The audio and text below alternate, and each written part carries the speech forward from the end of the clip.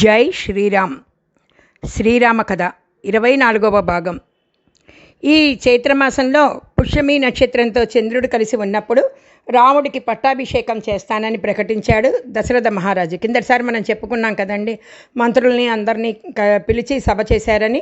తర్వాత సుమంత్రుణ్ణి పిలిచి రాముణ్ణి తీసుకురమ్మన్నాడు. వశిష్ఠుణ్ణి పిలిచి పట్టాభిషేకానికి ఏర్పాట్లు చేయమన్నాడు. అప్పుడు వశిష్ఠుడు అక్కడున్న వాళ్ళని పిలిచి, మీరు రత్నాలను సిద్ధం చేయండి, అలాగే తెల్లటి వస్త్రాలని, పేలాలని, చతురంగ బలాలని, ఒక మంచి ఏనుగుని, తెల్లటి గొడుగుని, చామరాన్ని, 100 కుంభాలని, బంగారు కొమ్ములున్న ఎద్దుని, పూర్తిగా ఉన్నటువంటి పులి చర్మాన్ని సిద్ధం చేసి వీటన్నిటినీ తీసుకురండి.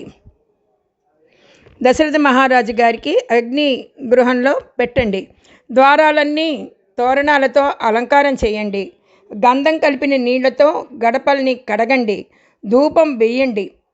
పాలు పెరుగుతో కలిపి ఉన్న అన్నాన్ని బ్రాహ్మణులకి పెట్టండి.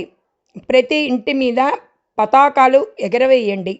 నాటకాలు వేసేవాళ్ళని, పాటలు పాడేవాళ్ళని సిద్ధం చేయండి అని అన్ని దేవాలయాలలో ప్రత్యేక పూజలు చేయించండి, అభిషేకాలు చేయించండి. పొడవైన కత్తులు పట్టుకున్న వీరుల్ని సిద్ధం చేయండి అని అన్నాడు. సుమంత్రుడు రామచంద్రమూర్తిని ఆ సభకు తీసుకువచ్చాడు. అప్పుడు రాముడు, నేను రామవర్మని వచ్చాను అని చెప్పి చెవులు పట్టుకొని తన శిరస్సు దశరథుడి పాదాలకు తగిలేట్టుగా నమస్కారం చేశాడు. రాముడికి ఉన్న గుణములని చూసిన దశరథుడికి అద్దంలో తనను తాను చూసుకున్నట్టు ఉంది. అప్పుడు దశరథుడు, రామా, నా యొక్క శీలమును తెలుసుకున్న గొప్ప ధర్మము కలిగిన, నిరంతరము నన్ను అనువర్తించేది అయిన నా పెద్ద భార్య కౌసల్య కుమారుడివి కనుక, అలాగే నీకు గొప్ప గుణములున్నాయి కనుక నీకు పట్టాభిషేకం చేద్దామని అనుకుంటున్నాను. నీకు తెలియనివి కావు ఈ విషయాలు, అయినా ఒకసారి విను. నువ్వు రాజువయ్యాక 2 వ్యసనాలు వస్తాయి. అవి మనల్ని నాశనం చేస్తాయి. కావున వాటికి దగ్గరికి రానికుండా జాగ్రత్తగా ఉండు. ఆ 2 వ్యసనాలే కామము మరియు క్రోధము. కామము వలన నిష్కారణంగా వేటాడాలన్న బుద్ధి పుడుతుంది, జూదమాడాలన్న బుద్ధి పుడుతుంది, పగటిపూట నిద్రపోవాలన్న అలవాటు వస్తుంది.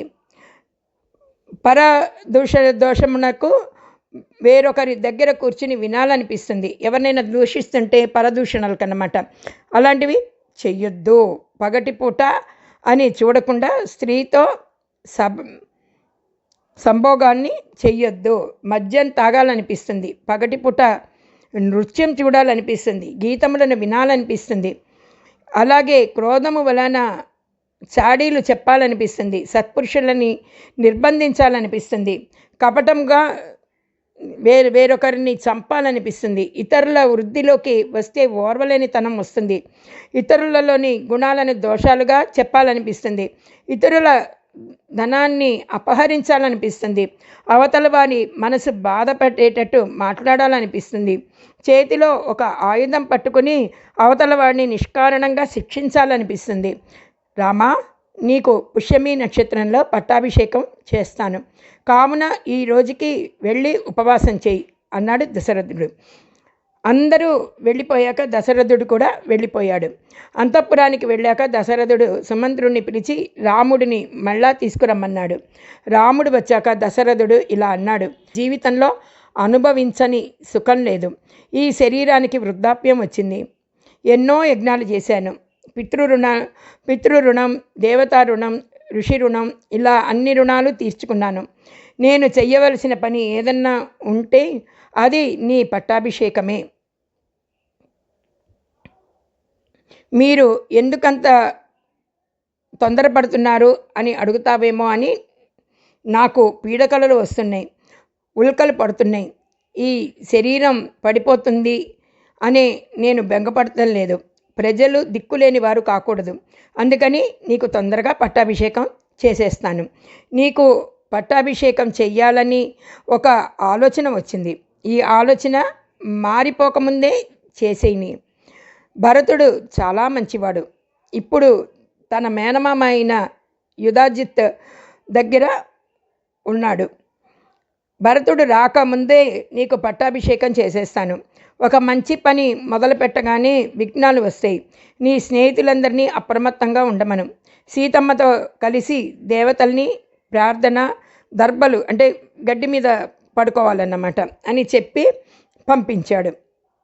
ఇవన్నీ దీక్ష అన్నమాట. రాజాభిషేకానికి ముందుగా ఉండే దీక్ష. సుమిత్రని చేసుకున్నా పిల్లలు పుట్టలేదు కాబట్టి యవ్వనంలో ఉన్న సౌందర్య రాశి అన్ని విద్యలు తెలిసిన కైకేయిని వివాహం చేసుకున్నాడు.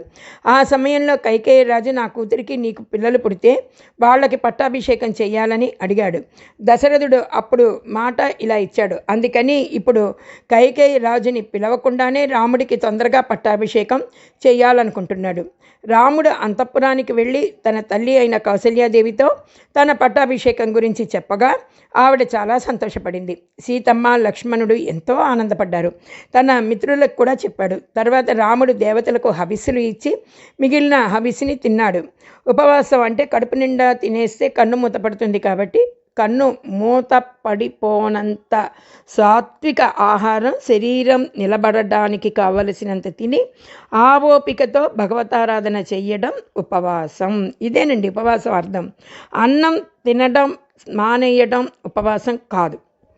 అయోధ్య నగరమంతా చాలా సంతోషంగా ఉంది. ఎందుకంటే రాముడికి పట్టాభిషేకం జరుగుతుందని. సశేషం. వ్యాఖ్యాత మీనా.